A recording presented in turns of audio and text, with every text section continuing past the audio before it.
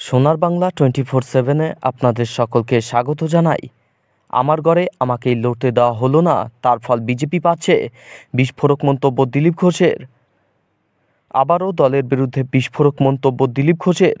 আমার ঘরে আমাকেই লড়তে দেওয়া হলো না, তার ফল বিজেপি পাচ্ছে, জানান তিনি। পাশাপাশি জানান, আমাকে পার্টির মিটিংয়ে ডাকা হয় না। আপনি বিভিন্ন জেলায় যেতেই পারেন, যেমন আপনি কালকে বলেছিলেন। কোচবিহার থেকে কাকদ্বীপ যেতে আপনার কোনো বাধা নেই, কিন্তু আপনাকে পারমিশন নিয়ে যেতে হবে, নেতৃত্বের পারমিশন নিতে হবে। সুকান্ত মজুমদার কোট আন কোট বললাম। ঠিকই আছে, যেখানে আক্রমণ হচ্ছে কার পারমিশনে হচ্ছে?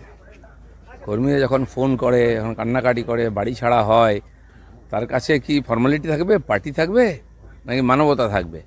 বহু কর্মী আজকে বিভিন্ন জেলায় জেলা অফিসে এসে থাকছেন। ওনারা এখানে এসছেন সুন্দরবনের থেকে, আমাদের কর্মীরা আমার সঙ্গে দেখা করলেন এসে, তারা ভোটের পরে চলে এসছেন। তো পারমিশন নেওয়ার জন্য, প্রোগ্রাম করার জন্য পারমিশন নিতে হয়, কারোর সঙ্গে দেখা করার জন্য কোনো পারমিশন নেওয়ার দরকার হয় না। কিন্তু রাজ্য সভাপতি এখন যিনি আছেন, তিনি মনে করছেন যে আপনি প্রাক্তন রাজ্য সভাপতি, তাকে ছাপিয়ে কর্মীদের বেশি কাছে পৌঁছতে চাইছেন। আমি চিরদিন কর্মীদের সঙ্গেই ছিলাম, এখনও আছি। পার্টির প্রোগ্রামে আমি 4 বছর ধরে যাই না, আমাকে ডাকাও হয় না, আমার কোনো মতামত নেওয়া হয় না। কিন্তু আমি পার্টির কর্মীদের সঙ্গে থেকেছি, সাধারণ মানুষের সঙ্গে থেকেছি, আর আমি সেটাই থাকবো যতদিন রাজনীতিতে থাকবো। আর রাজনীতি না করলে অন্যভাবে থাকবো, মানুষের কাছে যেতে কেউ কাউকে আটকাতে পারে না। ডাকাবুকো দিলীপ ঘোষ, তাকে 4 বছর তিনি নিজেই বলছেন তাকে কোনো ডাকা হয় না। এই না ডাকাটাই কি দলের সর্বনাশ করে দিল? সেটা তো এইসব পর্যালোচনা হওয়া উচিত, কর্মীরাই বলবেন কেন কি সমস্যা হয়েছে। তারপরেও আমি বিশেষ করে আমার লোকসভায় সময় দিয়েছি, মাঝখানে কিছুদিন রাষ্ট্রীয় রাজনীতিতে ছিলাম বলে অন্য রাজ্যে সময় দিয়েছি। গত 1 বছর 1.25 বছর ধরে পুরোপুরি মেদিনীপুরে আমি সময় দিয়েছিলাম, টাকা পয়সা খরচা করে সময় দিয়ে থেকে।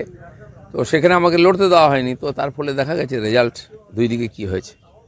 বিজেপির যে মুরলীধর সেন লেনের অফিস বা আপনাদের যে সল্টলেকের কেন্দ্রীয় অফিস, সেখানে তো আনাচে কানাচে পোস্টার করেছে রাজ্য সভাপতি বদল করতে হবে। তার নতুন সভাপতির কি নাম? দেখুন, সব পার্টিতে সবসময় এটা হয়, রেজাল্ট খারাপ হলে কর্মীদের মনের মধ্যে ক্ষোভ বিক্ষোভ জাগে, তারা নিজের মতামত ব্যক্ত করেন বিভিন্নভাবে। রাজনীতির নতুন কিছু না, পোস্টার সারা বছরই পড়ে, সেটা অন্য জিনিস। কিন্তু পার্টির কথা ভাবতে হবে, যারা বলছেন তারা পার্টির স্বার্থে কথাবার্তা বলছেন, সেটা সবার সঙ্গে কথা বলা উচিত, মতামত নেওয়া উচিত, পর্যালোচনা হওয়া উচিত এই সময়টা। নাহলে কমাস পরে সবাই ভুলে যাবে, চাপা পড়ে যাবে, আবার সেই একই রেজাল্ট হবে।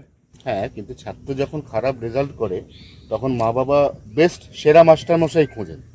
তো খুঁজবে না সেটা বিজেপি কেন্দ্রীয় নেতৃত্ব? যারা অভিভাবক আছেন তাদের দায়িত্ব এটা। আপনি কি দিল্লি যাচ্ছেন? না, আমি যাব পরে। ওখানে দিল্লিতে যে কোয়ার্টার আছে ওটা তো সরকারকে বুঝিয়ে দিতে হবে, হিসাবপত্র, আমারও কিছু জিনিসপত্র আছে নিয়ে আসতে হবে, সেই জন্য যাবো, এমন কিছু তাড়া নেই আমার। 19-এর ভোটে দেখা যাচ্ছে যে আপনি জিতেছিলেন ঠিকই, কিন্তু খড়গপুর আসন বিধানসভাগতভাবে সেখানে বিজেপি পিছিয়ে ছিল, সংগঠনের জোর ছিল না।